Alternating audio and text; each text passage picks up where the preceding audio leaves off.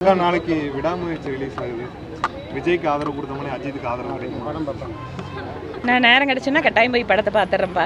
நேரமே இல்லை, எல்லாம் எலெக்ஷன் வேலை அது இதுன்னு சுற்றிட்டு இருக்கேன். நேரம் கிடைக்கும் போது நல்ல படம்னு வந்துச்சுன்னா நீங்கள்லாம் சொன்னீங்கன்னா போய் பார்த்துட்றேன்.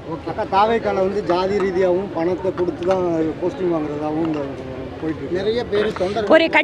ஒரு கட்சி ஆரம்பித்தவுடன் அதனுடைய முதல் நிர்வாகிகள் ஒரு அறிவிப்பிலேயே இவ்வளவு தூரம் குளறுபடிகள் இருக்கிறது என்றால் ஒரு அரசியல் இயக்கம் எப்படி வந்து அடுத்த பரிமாணத்திற்கு அடையும் என ஒரு சந்தேகமாக இருக்கிறது. திருப்பரங்குன்றம் விவகாரத்தில் தமிழக அரசு மேற்கொள்ளக்கூடிய இந்த கைது நடவடிக்கை எப்படி பார்க்குறீங்க? குறிப்பாக சட்டம் ஒழுங்கு வந்து தமிழகத்தில் அமைதி பூங்காவாக இருக்குது அப்படின்னு சொல்லக்கூடிய அரசு வந்து இந்த மாதிரி கைது நடவடிக்கை போராட்டத்துக்கு அனுமதி அளிக்காதது.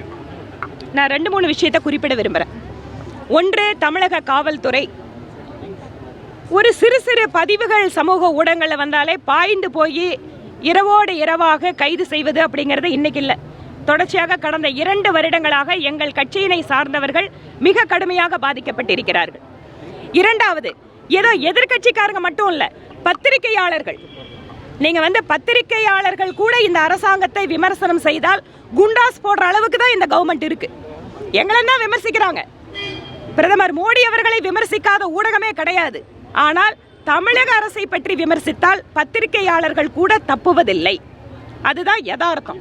அதே போல அண்ணா பல்கலைக்கழக மாணவி விஷயத்தில் அத்தனை எதிர்கட்சிகளும் போராடுவதற்கு அனுமதி கேட்ட போது அவர்களை எல்லாம் கைது செய்து மிக மோசமான ஒரு இடத்துல அடைச்சாங்க. அது பாமகவாக இருக்கட்டும், பாஜகவாக இருக்கட்டும்.